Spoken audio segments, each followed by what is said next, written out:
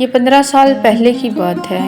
میرا خاوند جو بھی کاروبار شروع کرتا، چند دن تو خوب چلتا، خوشحالیاں دروازے پر ڈیرے ڈال لیتی، روپے پیسے کی فراوانی ہو جاتی، لیکن پھر جانے کیا ہو جاتا، خوشحالیاں اچانک منہ موڑ لیتی، گاہکوں کو جیسے ہماری شاپ نظر آنا ہی بند ہو جاتا، آمدن کا دروازہ ایسے بند ہو جاتا جیسے کبھی کھلا ہی نہیں تھا، اور کچھ ہی عرصہ میں ہم مقروض ہو جاتے، دوست احباب رشتہ دار سب منہ موڑ لیتے۔ میں اور میرا خاوند ہم بہت پریشان تھے کہ آخر ایسا کیوں ہو جاتا ہے، اچھا بھلا چلتا کاروبار کیوں رک جاتا ہے، پھر وہ کاروبار ایسے رکتا جیسے کبھی شروع ہی نہیں ہوا تھا، پھر ہمیں قرض پکڑ کر نیا کاروبار شروع کرنا پڑتا، جو کہ سابقہ روایت برقرار رکھتے ہوئے خوب چلتا، لیکن پھر اچانک رک جاتا۔ مجھے اچھی طرح یاد ہے اس دن میرا خاوند کچھ قرض لے کر آیا تھا نیا کاروبار شروع کرنے کے لیے۔ گھر کے صحن میں سردیوں کی آرام دہ دھوپ میں ہم دونوں میاں بیوی پریشان بیٹھے تھے کہ دروازے پر ایک مانگنے والی عورت آ گئی۔ اس کی صدا میں کوئی طاقت پوشیدہ تھی کہ میں دروازے کی طرف کھنچتی ہی چلی گئی۔ وہ ایک 40 سال کی خاتون تھی۔ میں نے اس کے چہرے کی طرف نگاہ ڈالی تو میری آنکھیں جانے کیوں اس کے چہرے پر جم کے رہ گئیں۔ وہ اچانک بولی کہ باجی مجھے بھوک لگی ہے، کیا کھانا ملے گا؟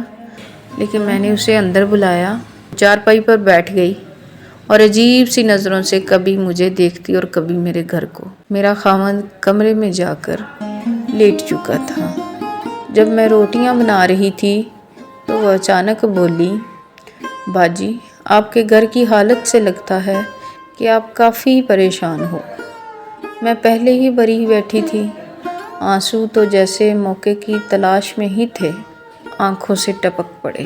وہ فوراً میرے پاس آ کر بیٹھ گئی اور میری آنکھوں کے آنسو اپنے دوپٹے سے صاف کرتے ہوئے بولی، باجی روتی کیوں ہو؟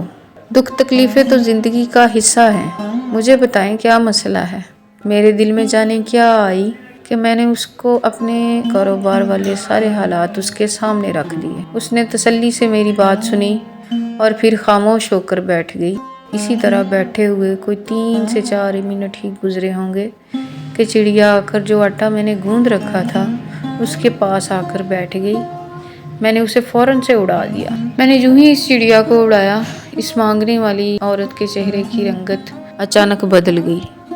وہ بڑے رازدارانہ انداز سے مجھے کہنے لگی کہ میں جان گئی ہوں تمہارا چلتا ہوا کاروبار آخر رک کیوں جاتا ہے۔ پھر بولی، جب تم اللہ کی اس بے زبان مخلوق کو معمولی سی خوراک نہیں دے سکتی، غصے سے تم اس کو اڑا دیتی ہو، تو تمہارے رزق کی برکت وہ رازق فوراً اڑا دیتا ہے۔ گھر میں آنے والے پرندوں، چیونٹیوں، مرغیوں، بلیوں وغیرہ کو کھانا دینے میں کنجوسی نہ کرو، مالک تمہارا رزق کبھی نہیں روکے گا۔